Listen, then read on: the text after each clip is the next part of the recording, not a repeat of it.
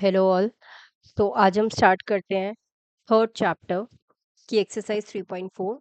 बाकी 3.1, 3.2, 3.3 आज आपको मेरे चैनल पे मिल जाएगी। ठीक है, तो देखो 3.4 एक्सरसाइज है। Represent the rational number 2/3 -5/4 and -1/2 on a single number line. आपको बोला है कि ये तीन रैशनल नंबर आपको दिए हुए हैं और आपको इसको एक ही लाइन में शो करके दिखाना है। ठीक है, अब नंबर लाइन हमने बनाना सीखा है, बट फ्रैक्शन अगर नंबर दिए होते 1 को शो करो या 1.5 शो करो या 2 शो करो तो ये बहुत इजी हो जाती है। नंबर लाइन है हमारी, यहाँ से 0 है और इधर पॉजिटिव होते हैं इधर नेगेटिव होते हैं ना, ये -1 है 1 है। अगर मुझे 1 शो करना है तो मैं इजीली यहाँ पे कर सकती हूँ शो। ठीक है, 1.5 है तो मुझे पता है ये 1 और 2 के बीच में आएगा तो मिड में आएगा, ये मैं 1.5 शो कर सकती हूँ इजीली।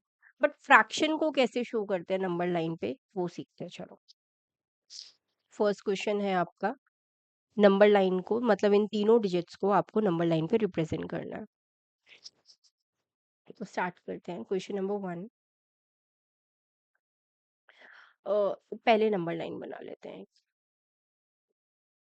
ठीक है, नंबर लाइन में नंबर्स डाल लेते हैं, 0, 1, 2, अभी इतना ही डाल लेते हैं।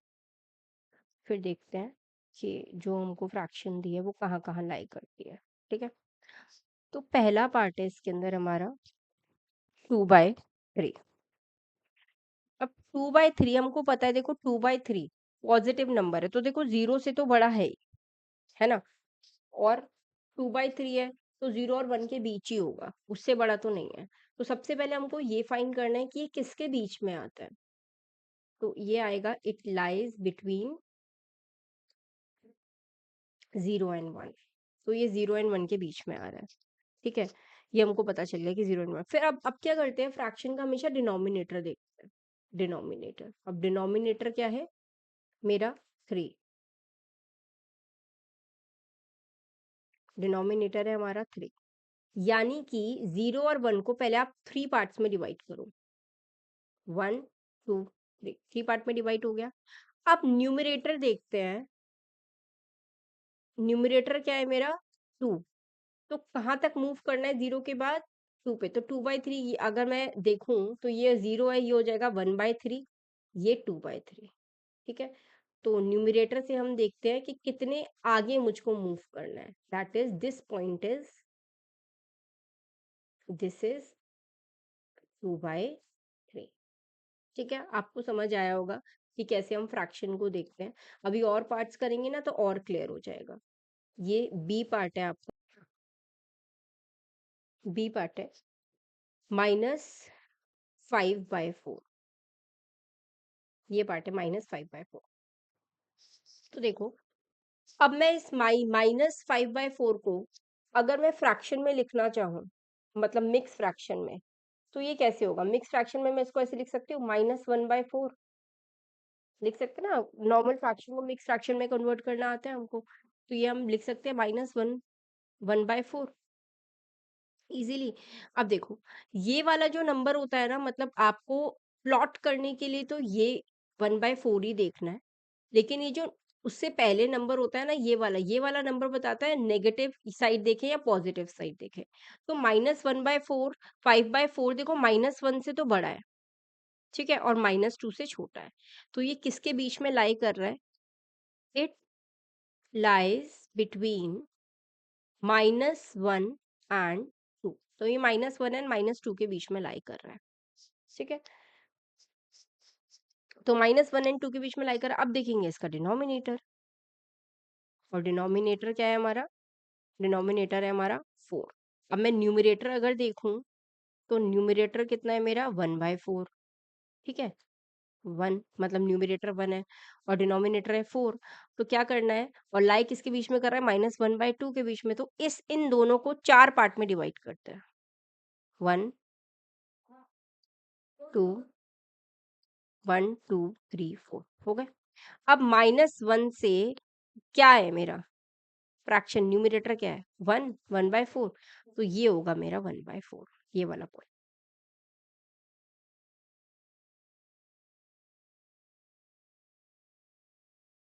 -5/4 ठीक है, नेक्स्ट पार्ट करते हैं और क्लैरिटी होगी आपको। थर्ड पार्ट, थर्ड मतलब थर्ड नंबर, पार्ट नहीं है ये, थर्ड नंबर है इसका। तीसरा नंबर हमको दिया था 1/2, ये हमें मिक्स फ्रैक्शन में ही दिया हुआ है। ठीक है, तो देख के पता चल रहा है कि भाई 1 से बड़ा है और 2 से छोटा है, तो इट लाइज बिटवीन 1 एंड 2। अब इसका डिनोमिनेटर देखते हैं भाई। डिनोमिनेटर क्या है? डिनोमिनेटर है हमारा 2, यानी कि दो पार्ट में बच जाएगा। 1 एंड 2 के बीच में दो लाइन, मतलब दो इक्वल पार्ट होनी चाहिए। और न्यूमरेटर क्या है हमारा? न्यूमरेटर है 1, यानी मूव कितने पॉइंट पे करना है? एक पॉइंट पे।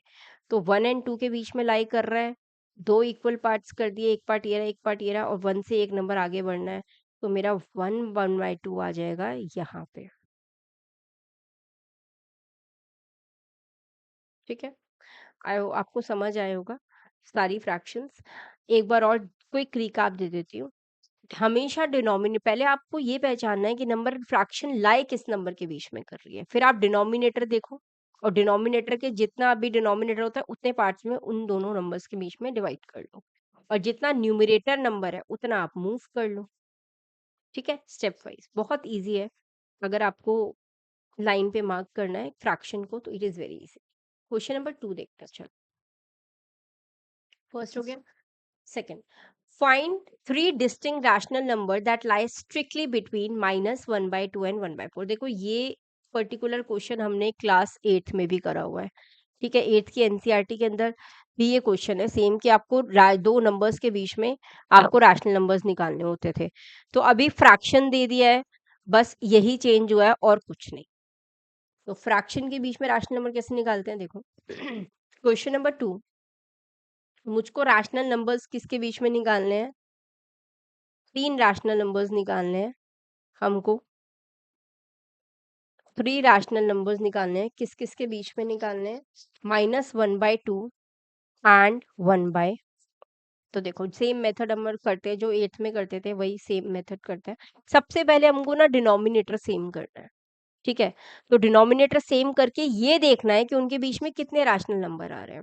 अगर नहीं आएंगे तीन तो डिनोमिनेटर को बढ़ा दो। तो पहले हम डिनोमिनेटर सेम करके देखते हैं।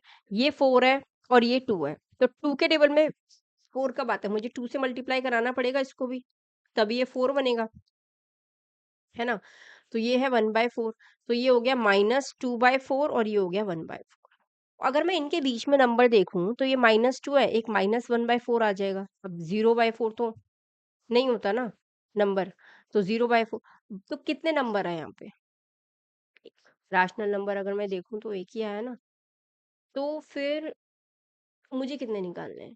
3 निकालने हैं। तो ये वाला थोड़ा और बढ़ा दो, आप डिनोमिनेटर को और एक्सटेंड कर दो। अब दोनों नंबर्स के बीच में और कॉमन क्या आता है?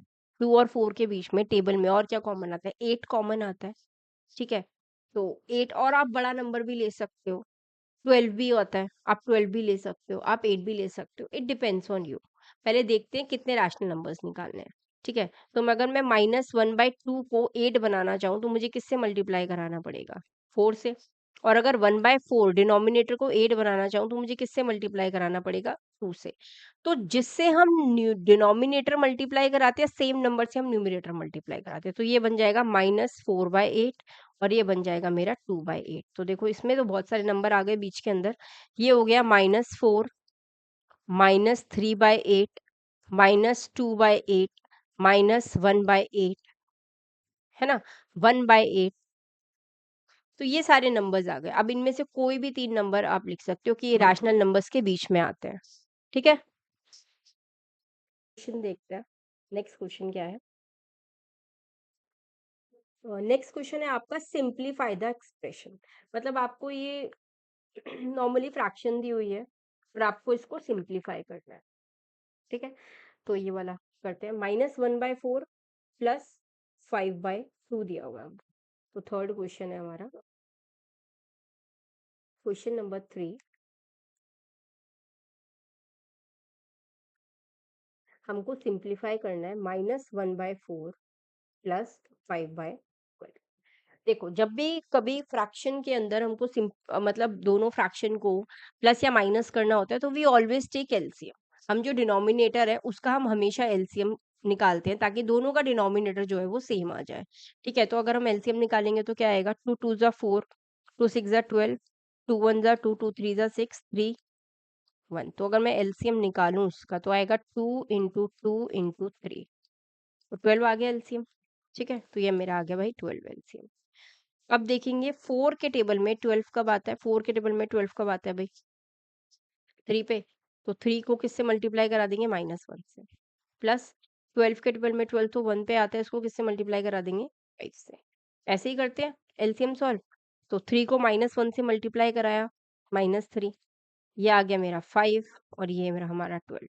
तो 5 में से 3 गए माइनस प्लस माइनस, 5 में से 3 गए 2, पॉजिटिव का 2, 12। ये काटा पीटी करी हमने, तो ये आंसर आ गया आपका 1/6। तो आंसर क्या है इस सिंप्लीफिकेशन का, 1/6। ठीक है,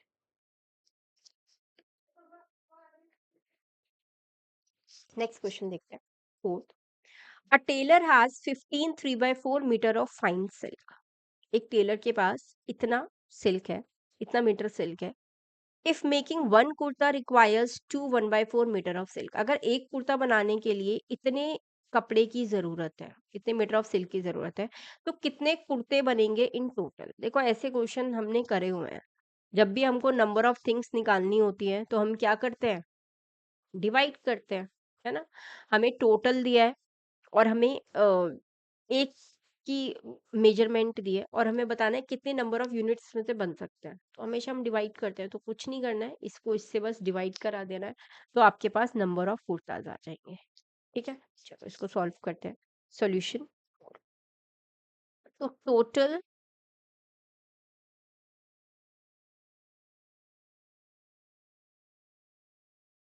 चलो स्टार्ट करते हैं। सॉल्यूशन 4,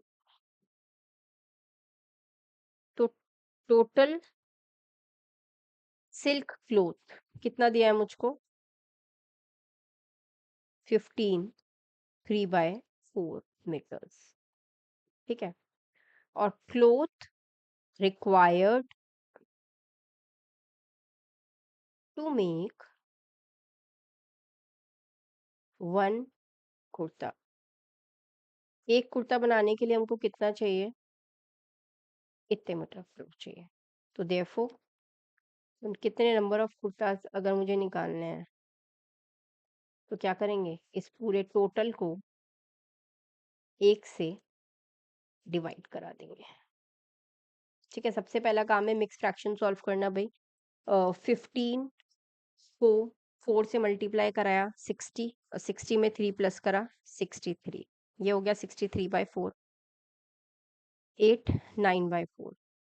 ठीक है, अब जब भी हमारी फ्रैक्शन में, मतलब डिनोमिनेटर न्यूमिनेटर में फ्रैक्शन होती है, तो न्यूमिनेटर की फ्रैक्शन एज इट इज लिखते हैं, मल्टीप्लाई इसका रेसिप्रोकल कर देते हैं।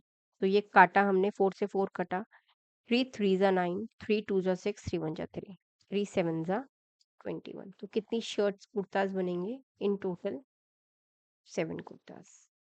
ठीक है, दिस इज द आंसर। चलो नेक्स्ट क्वेश्चन देखते हैं। Find the three rational numbers between 3.1415 and 3.1416। ये तो बहुत ही इजी क्वेश्चन है।